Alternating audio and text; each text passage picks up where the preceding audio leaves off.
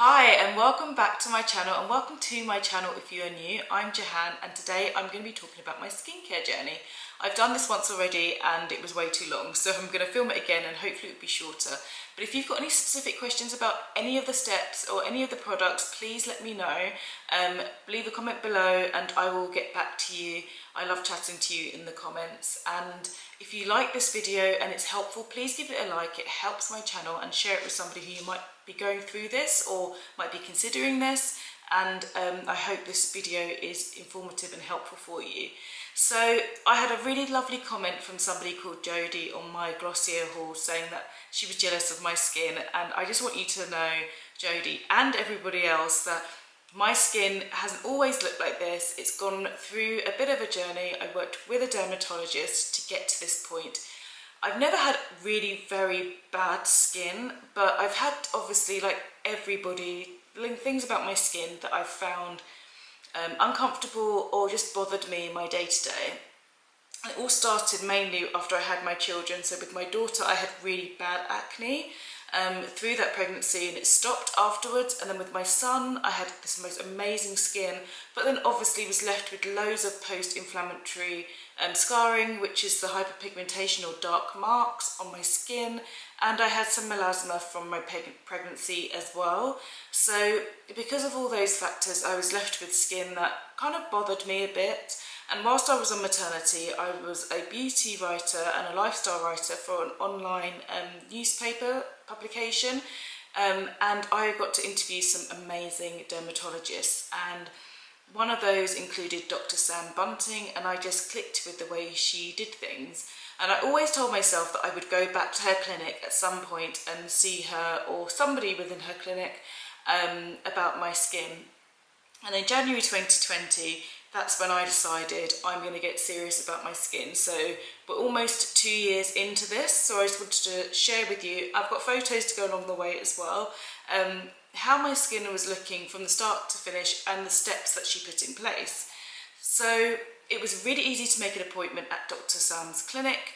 I just told them a little bit about my skin and my availability, and actually I didn't see Dr. Sam directly. I ended up seeing Dr. Emma, who works within her clinic. She's a really, really lovely lady. Took her time, sat down with me and discussed with me what I wanted for my skin. And ultimately, what I wanted for my skin is to be able to go out without makeup on. And I think that's just the common complaint from lots of people, or just be able to go out and feel comfortable in my skin and not feel like I'm hiding anything. It wasn't necessarily perfection, but just for me to feel comfortable in my skin. And I think she'd heard it many times before, and so she was really understanding. And the first thing she did was take a really good look at my skin.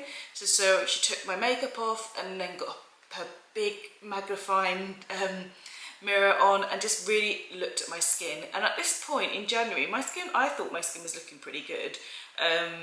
Colleagues were telling me that my skin looked good. They didn't really understand why I was going to a dermatologist, but it was more around, like I said, the dark marks. So it was quite a surprise on my first visit that she said that I had a lot of acne or spots on my skin. I couldn't see that with the naked eye. It was obviously showing up through the big mirror, big magnifying glass. And she said to me, until we kind of settle the skin so it stops breaking out and whatever is causing any breakouts, because I would consider my monthly breakouts just hormonal. So for me, it wasn't wouldn't be acne prone skin, it'd be more hormonal skin. But she said until I sort it out full stop, there's no point going down a route of looking at the pigmentation, because you're just constantly then on a cycle of fighting the same issue. You get spots, you get marks, you're fighting the spots and the marks, spots and marks. So she gave me a prescription for about 6 months, which was great, because she meant she could just trust me to use the products at the right time rather than try and go straight to working on the pigmentation before sorting out what the spots and acne that was happening underneath my skin. So she started off, for the first 3 months, I was using products very specific to get the spots controlled and sort out the acne. And they were Durac, a high strength, this is, I think this is 10%, 10 milligrams, and Tressolin. So I'll leave links to these below. They do very specific things. Durec dries out spots, so you can buy over-the-counter things that do a very similar thing. And Tressolin also, it works on the bacteria on your skin as well, so just in case it's the bacteria on your skin that are causing the breakouts, it works on both. So we went into this either morning, I can't remember if it was one morning, one evening. I was definitely using this one in the evening. This one I would use during the day and evening, and I would also put a moisturiser on top of that as well, because it can be quite drying. My skin tolerated it really, really well, and I thought I didn't have issues with spots and things with my skin, but it wasn't until actually I've been using these for 3 months and I noticed a noticeable difference in my skin. So obviously there was something on my skin that I just couldn't see to the eye that was affecting the way my skin was looking. So after being on that for 3 months, I then went on to the Abaji hydroquinone cream. Hydroquinone has a very bad reputation for ingredients, and that's usually because it's abused on the black market as a skin lightener. This under dermatology control, and that's the only way you can get it in the UK. It's very heavily regulated. It's usually done in small percentages as well. Alongside using it with your dermatologist, they can control the way it's used with your skin, and you don't use it any more than 3 months.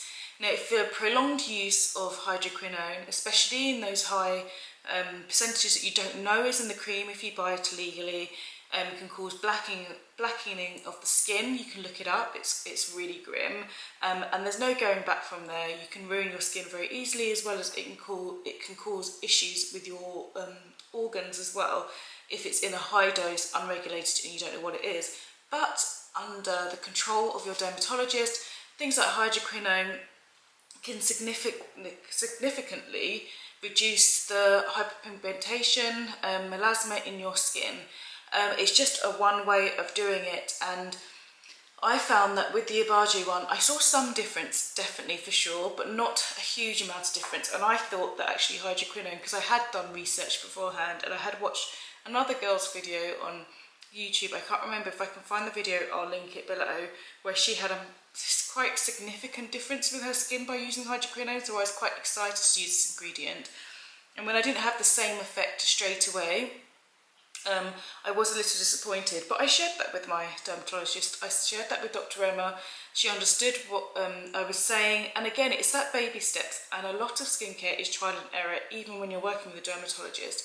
It's just that they have access to very specific creams and medicines that you can't get over the counter, and they have prescription strength as well. So after 3 months on the hydroquinone, I then came off. Like I mentioned, you have to come off, you have to cycle hydroquinone, and I then got onto the retinol, and I went onto tretinoin, and I started off at 0.05%, so this is the one that I was using, and I would use that in the evening, because you have to use that in the evening, and during the day I would use some Azelaic Acid, and this is 20%. You can buy Azelaic Acid from brands like The Ordinary, but at much lower percentages, and this again is prescription strength that you can get from your dermatologist or whoever you're seeing, or your doctor. I saw a massive difference by using retinol. You do have a breaking in period. What I did personally, where my skin felt particularly dry, I would use it every other day until that breaking in period kind of left, and I would also use a moisturiser on top of that, and that would help my skin just adapt to it, because it was quite new, and it's a slightly higher strength than it's a higher strength than you can get in the shops, so my skin wasn't used to it. But once it got past that period, oh my gosh, my skin looked amazing. I had that face that everybody recognises, somebody else who used retinoids or retinol, they can recognise that person does, It's that kind of glow that you have that comes from within. I was really happy with the results of that. I'll put those images on the screen, and I continued that again for another 3 months until it was time then to go back to using hydroquinone. This time we went for a different approach and used a product called Pigmanol. This is Pigmanol, and again it's hydroquinone, higher percentage, but it also has a steroid in it too. So I used this for 3 months. In the evening it was a very simple routine. I'd use that twice a day, morning and evening, with a retinol as well. And this is where I saw the biggest change in my skin. You'll see from the photos, it was the clarity of my skin, most of the dark marks, most of the prominent dark marks were really gone. I was just left with quite faint ones that I was hoping the next round, probably not in this 3 month round, but the next round after that, so another 6 months, would then get rid of those. So I was so happy with my skin in that time. It's a shame we were all locked up, because I would have loved to have gone out without any skincare on, just sunscreen and gone out. But yeah, that was when I saw the biggest improvement in my skin. So Pigmanol for me was a real win. So I spent 3 months on that, and then after that I went back to the retinols, and I went on a higher percentage this time. I went to the 0.1, which is this beige colour of the same brand, and it's the Abaji brand, so it's the same colour of the brand but the beige colour. And I did that alongside the Azelaic Acid again, and that maintained it very well. So you always have to maintain hyperpigmentation because it's deep in the skin, and I did see a bit of a rebound, which is quite normal. She said it's normal to see a rebound in the skin. Sometimes pigmentation can come back, or melasma become more prominent, especially when the weather changes or we have more sunlight, and that made sense to me that was what's happening. So I had a little bit of a wobble where I was a bit disappointed, but not unhappy. Just I wanted to keep going. We've come so far and you don't want to go back, take some steps back. So when I spoke to her in my next appointment, I went back on the Pigmanol, which was this cream here, but then she discussed with me, talking about some sort of oral benefit as well, but oral tablets too. So I went on the Tramazolic Acid, I'll link that below, I'm not sure if I'm saying that right, tablets. So 500 milligrams, I'd split the tablet in 2 and have half in the morning, half in the evening. And these tablets aren't actually, the first use of these tablets aren't for your skin. They are for regulating periods and helping with blood clots in periods and people who have particularly heavy periods.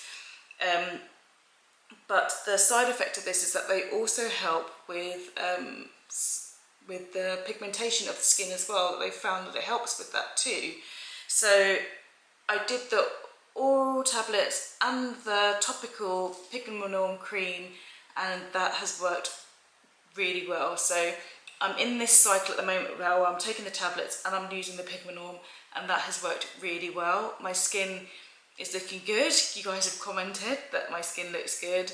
I've had a few breakouts here and there during my periods, but then I've gone back and used the Durect cream as a topical and some other creams which I'm going to show you as well outside of the prescription stuff that she's giving me.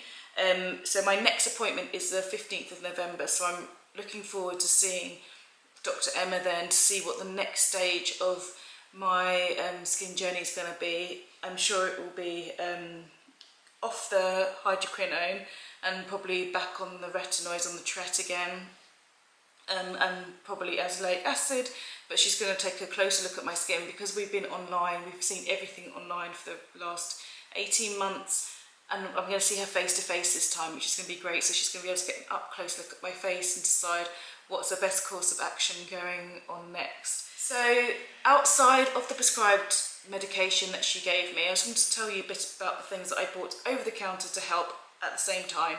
So cleansing wise, through this whole period, I have been using the Dr. Sam's Flawless Cleanser. This cleanser is amazing. It's made so you can only need to do one wash. You don't need to double cleanse. You can if you want to, but you do 2 pumps and it takes everything off. Really does take everything off. It's a non-foaming gel cleanser. Doesn't leave your skin feeling dry at all, not in the slightest. It's a really, really good cleanser. I would recommend that whether you have issues with your skin or you don't, because if you're looking for a good cleanser, for £16, it's a very good cleanser. I get it on a cycle of every 8 weeks on automatic delivery, because then it's just, for me, that's helpful. So that gives you an idea that they last about 8 weeks. I also used the Flawless Moisturiser by Dr. Sam too. This is a quite a heavy moisturiser. She does it in a light as well, but it's a thicker, heavy moisturiser with niacinamide in it as well. And it just feels very comforting on your skin if you are somebody who's using Tret or any sort of drying, peeling products or anything like that.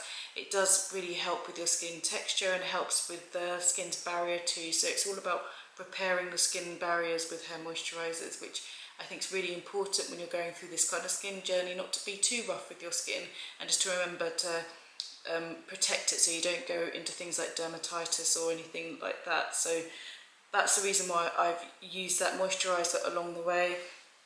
But I have also used the Roche Posay Sensitive, I think this is Taurine moisturiser. This is a fluid moisturiser. I do have oily skin, and this is light enough to sit under SPF without feeling like I've got too many layers on my skin. So I do really enjoy this one too as a moisturiser. Every cycle at some point, if not all the way through, I can't remember the details, but majority of the time I'm using a vitamin C. So the vitamin C I'm using is Paula's Choice. I tried Skin Cuticles vitamin C as well, which is retails around £100. This is about £50. It's half the price. It's very often on offer on Cult Beauty or from Paula's Choice directly. They often do 20% off their Cult products. I didn't see much difference between the two, to be honest. This is why I decided to stay with the Paula's Choice. If the other more expensive one was doing better for my skin, I would have stuck with that. But to be honest, the Paula's Choice was doing just as well. I noticed the brightening it's doing, and I personally went with that one. But you can see which one works best for you. I also bought the Dr. Sam's recently, about maybe 6 weeks ago, the Flawless Neutralizing Gel to place on top of any spots or areas of concerns, things that I thought were coming up underneath my skin. This stuff's amazing. It gets rid of redness and reduces spot size or swelling very, very quickly. Overnight I'd get up and either spots would be virtually gone or have gone, and wouldn't be so painful if they were sitting under the skin, especially around monthly cycles. I put that around my jawline, even as a preventative, and things and spots don't usually come up, which is great. It sits well under makeup as well, but sometimes it can cause a little bit of pilling if you don't work it into the skin properly. I also do a mask every so often. The mask I'm liking at the moment is by Inculus, and it's the Kaolin Clay Mask. Like I said, I've got oily skin, so this helps my skin just to regulate some of the oils in my skin. I'll link that below. I will do that once or twice a week. However my skin's feeling, really, just really listening to my skin. I don't stick to anything on a regimen other than the prescribed products. Everything else is just if I feel like I need something else. And something else that I do use if I feel like I need a bit of an extra exfoliation, especially in the summer when I was applying lots of sunscreen on top of sunscreen on top of sunscreen, I would use the Ordinary peeling solution. This is their famous red one. This says you can keep this on for up to 8 to 10 minutes, but as a first time user I would definitely say keep it on for about 3 minutes or so. It is very, very strong in the wrong hands, and always do a patch test with things like this because it's your face and it can very easily get quite a severe reaction if you use these things incorrectly. Apart from that, I think that is all. They are all the products that I was using through the last 18 months to 2 years on my skin to get it to where it is now. Like I said, my appointment's on the 15th of November, so I will update you on that. I think the biggest takeaway would be just consider what your routine is now, what you want from your skin, and decide whether actually going down the dermatologist route is the best route for you. I am going to advocate Dr. Sam's Bunting's clinic anyway. I'm a patient of the clinic. I've received great service from them. I'm achieving my skin goals at the moment. I'm on that way to do that. She also does have a sort of a system in place that you can buy straight from her website, a skincare system that tackles issues with your skin or problems with your skin. You can buy them individually or you can buy the whole system as a whole.